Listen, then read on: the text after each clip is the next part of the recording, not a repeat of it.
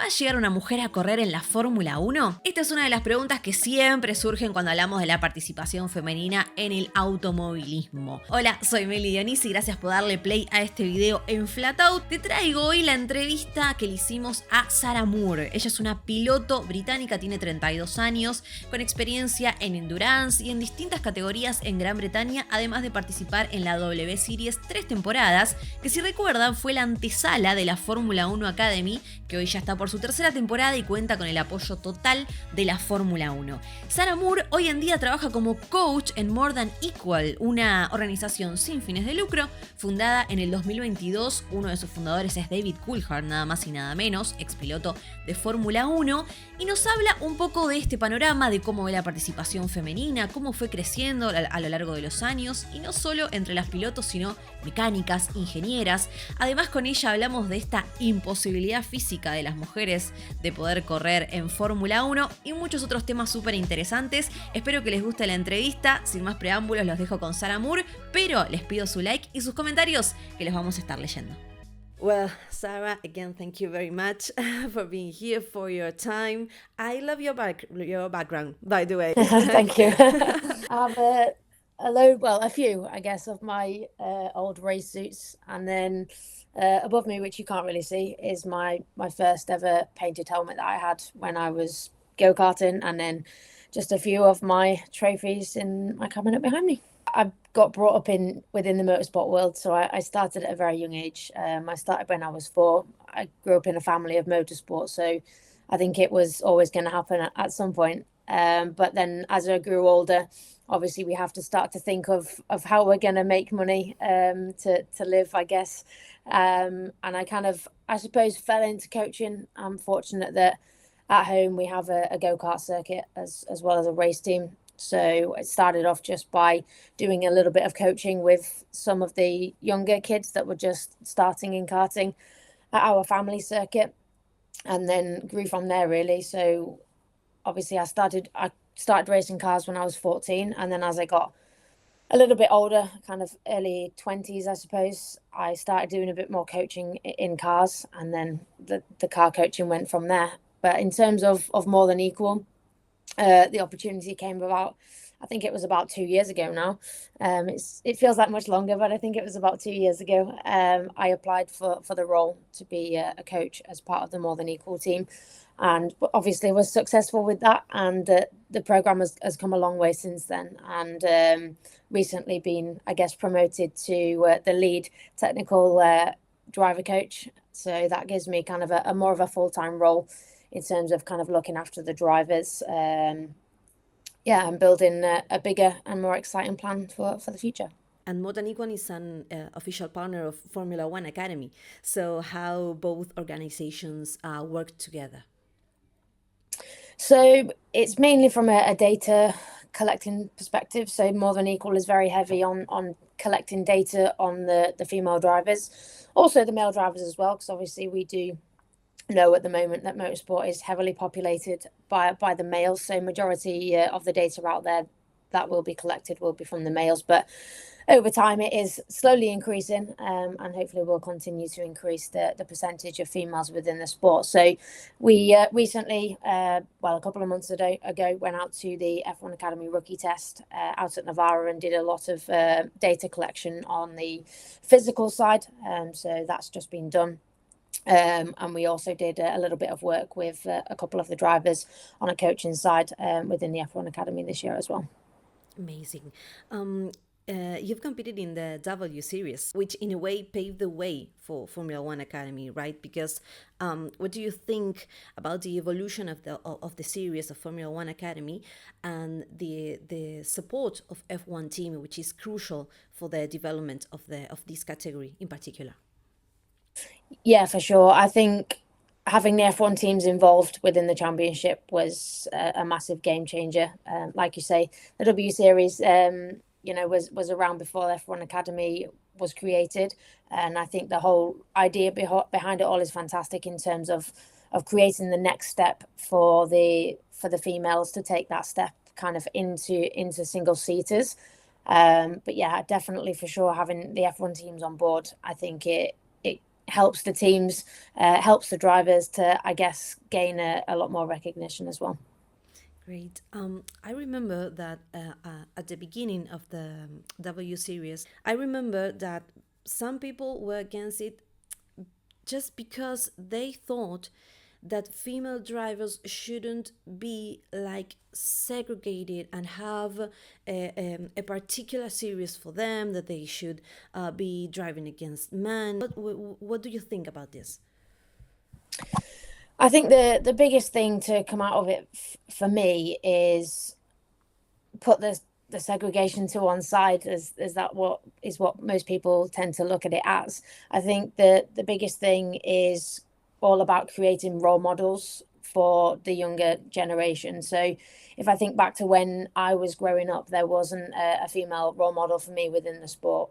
Anything that I kind of watched, Formula One, 24 Hours of Le Mans, any form of motorsport I put on the TV, I very, very rarely saw any female. So I think that was the biggest thing for me, but also creating, I guess, a little bit of a safe space, I suppose, in some ways for the girls, for the females, because within the wider motorsport world, as I say, we're very much amongst the minority, and sometimes we can feel like everything's against us. So I think when you're surrounded by other girls and other females, I think it creates a bit more of a safer space to feel like you can learn and develop. And I think, series like the F1 Academy for me is very much about that, very much about the driver just starting off by, doing a lot of the basics of the learning and the development within that first initial step, kind of up the single seater ladder. So I personally don't think of it too much as segregation. I think of it more as kind of a stepping stone before they then kind of integrate, I suppose, back into any other F4 championship. But I think one of the biggest things for me, or the bits of advice that I always give, is a driver should be doing something else alongside the F1 Academy. I think because in reality, you're always going to have to, at some points, obviously step back into, a mixed gender championship. And you need to step back into that, knowing that you're capable of being fast within that championship as well. You've worked with Alisha Palmowski. This year, she's one of the best rookies in F1 Academy. So what can you tell me about her? Yeah, I've known of Alisha, I suppose, for a little while. She won the Ginetta Junior Scholarship when she first made her step into cars, and the Ginetta Junior Championship is the championship that I first won, and I was the first female to win that championship at the time. So I think it kind of excited me, the fact that a female had won the Ginetta Junior Scholarship. So I'd followed Alisha's kind of racing journey from there. And then I was fortunate enough to get to engineer her car last year in the GB4 Championship, which she finished vice champion. And off the back of that, it got her the seat into F1 Academy with Red Bull. So I think she's a fantastic driver. I think a lot of her, she works really, really hard, and takes every opportunity that she gets, and does the best that she possibly can with it. Yeah, she's amazing. Like, with this first year in Formula One Academy, I can't wait to see more about her in the future. So it's great. It is often said that, and it's a myth, obviously, that women aren't physically capable of driving, for example, an F1 car or driving in the elite, but there is no evidence to support this statement, right? Exactly that.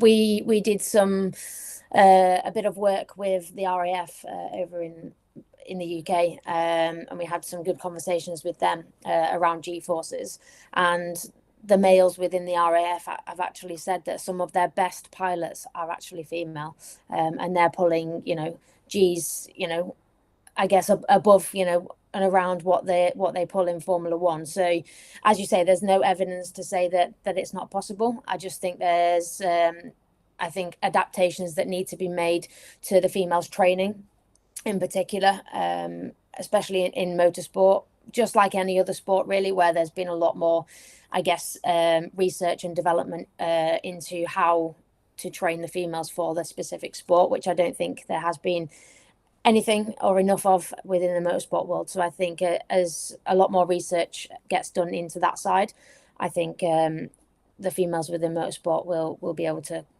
I guess, get fitter and stronger and continue to climb up that ladder. Great. Do you think that nowadays there are more young female that chooses to become drivers? I think so. I think a good example for me actually is that I went to a local kart event in the UK just this Sunday, and it's been, I think, maybe 15 years since I've been to that specific kart circuit, and that was when I was in go-karting. And I think when I was in go-karting, there was maybe 3-4 girls that I can remember seeing around the go-kart paddock, and I remember walking through the paddock at the weekend, and I must have seen maybe 15 girls across the different classes. So that to me kind of put a little smile on my face when I think back to kind of the younger me, when I felt like I was the only one in the paddock. So I think the percentage is definitely increasing. It's going in the right direction. I just think a lot of it eventually stems back to finances, as to how far, obviously, any drivers, whether they're boys, girls, males, females, as to how far they can really go. We are talking about drivers like you, but there are so roles that girls chooses to work in motorsport, right? Like engineers, mechanic. I think that now women have more opportunities, not only as drivers but with any role, right? And you see that too. Yeah, for sure, for sure. I think obviously from when I started off in motorsport as a driver, obviously I've now gone down the coaching role, and also done some engineering as well. And over my years of racing, I've worked with, some of the best engineers, male, female, but I still think some of the best engineers and the best mechanics I've actually worked with are actually female. And that's not me just kind of favoriting them, but because they're female. But I feel like still in the sport, as females, we feel like we have to prove a point. So I think we always feel like we tend to go the extra mile for the drivers or the teams that we're working with, because we feel like we have to prove that point. But I definitely think that the percentage, the numbers are increasing. I've got friends that are now females, obviously, that are now working within Formula One, friends that are working in IMSA, WEC, they're literally worldwide. So it's great to see that it's not also just growing within the drivers, but it's also growing in other roles as well. So, do you think that the challenges you faced when you were a kid are the same nowadays, or something has changed over the years? I probably think that they're the same, to be honest. I think most people know that it all stems back to finances. Sometimes with some links, to people or teams that you may know, they may help in some circumstances. But I think, the be all and end all, I suppose, is being able to have the finances. That doesn't always have to come from family money. It can come from sponsorship as well, which is what a lot of people's finances come from, which obviously the sponsorship comes from links, from contacts, but yeah, that's usually what it stems back to. And I think motorsport's never going to get any cheaper. If I kind of look back 15 years to how much it cost when I was kind of 16, 17 to what those championships cost now, they've definitely increased. So and I don't see it getting any cheaper, unfortunately. What piece of advice would you give to a young girl who wants to become a driver? My best piece of advice is always surround yourself with people that support you. If you surround yourself with people that believe in you and support you and want you to succeed, then that will build a stronger platform for you to be able to grow and for you to be able to develop. But also, don't be scared to reach out to other females within the sport, whether they're a driver, an engineer, a coach, a mechanic. As females, we all want to see other females succeed, and we all want to see a female within F1. We all want to see females winning world championships. So yeah, don't be scared to reach out. Fantastic, Sarah. So finally, what would you like to achieve in More Than Equal?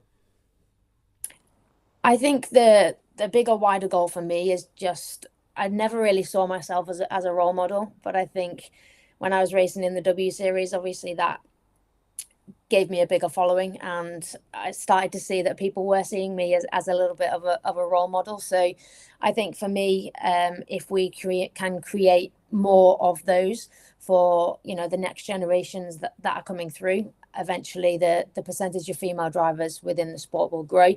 But I think in terms of more than equal, just continuing to work hard to develop these drivers to be the best versions of themselves. And when they take that step into F4, into whatever the next thing may be, that they are in a position that they can give their all.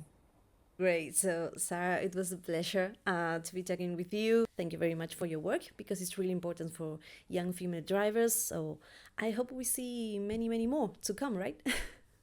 Let's hope so. Okay, well, thank you very much, Sarah, for this conversation. No problem at all. Thank you.